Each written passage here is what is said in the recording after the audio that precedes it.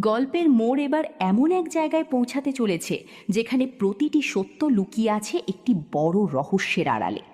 এতদিন যাকে সবাই সাধারণ একজন চাকর বলে অবহেলা করেছে, সেই দুর্জয় চৌধুরীর নীরব হাসির পেছনে লুকিয়ে আছে এমন এক পরিচয় যা জানার পর শিকদার পরিবারের কারো পায়ের নিচে মাটি থাকবে না।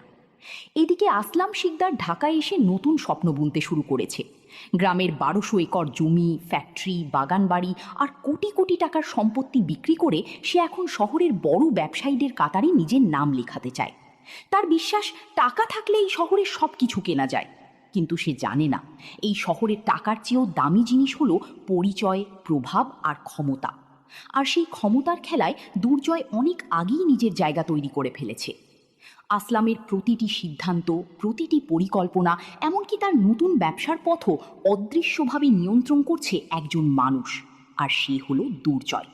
যাকে আসলাম নিজের সবচেয়ে বিশ্বস্ত মানুষ ভাবছে, সেই মানুষটিই হয়তো তার জীবনের সবচেয়ে বড় ধাক্কা হয়ে দাঁড়াবে। অন্যদিকে সাফার মনেও শুরু হয়েছে এক অদ্ভুত পরিবর্তন। যে মেয়েটি দুর্জয়কে অপমান করেছে, চাকর বলে ছোট করেছে, সেই সাফাই এখন নিজের ভুল বুঝতে শুরু করেছে। দুর্জয়ের নীরবতা, তার আত্মসম্মান আর অদ্ভুত ব্যক্তিত্ব ধীরে ধীরে সাফার হৃদয়ে অন্যরকম অনুভূতির জন্ম দিচ্ছে।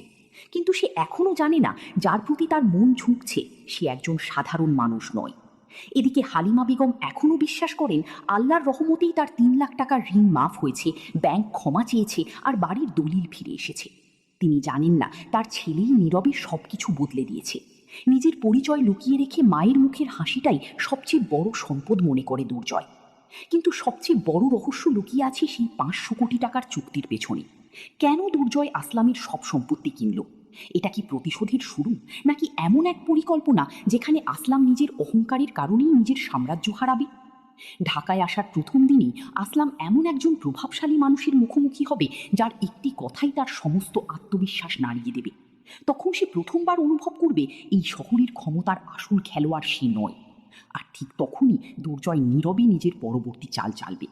যেদিন আসলাম জানতে পারবে যাকে সে চাকর বলে আদেশ দিয়েছে সেই মানুষই শত শত কোটি টাকার মালিক, দেশের প্রভাবশালী ব্যক্তিদের বিশ্বস্ত নাম, সেদিন কি করবে সে? মাথা নত করে ক্ষমা চাইবে, নাকি নিজের অহংকার বাঁচাতে দুর্জয়ের বিরুদ্ধেই দাঁড়াবে? সাফা কি জানতে পারবে দুর্জয়ের আসল পরিচয়? আর দুর্জয় কি ভালোবাসাকে বেছে নেবে, নাকি অতীতের অপমানের প্রতিশোধ? পরবর্তী পর্বে শুরু হবে দুর্জয়ের আসল খেলা। এতদিন সে ছিল নীরব, এবার তার একটি চালই বদলে দিতে পারে আসলাম শিকদারের পুরো সাম্রাজ্য। কারণ সামনে আসছে এমন এক সত্য যা পুরো গল্পের মূল।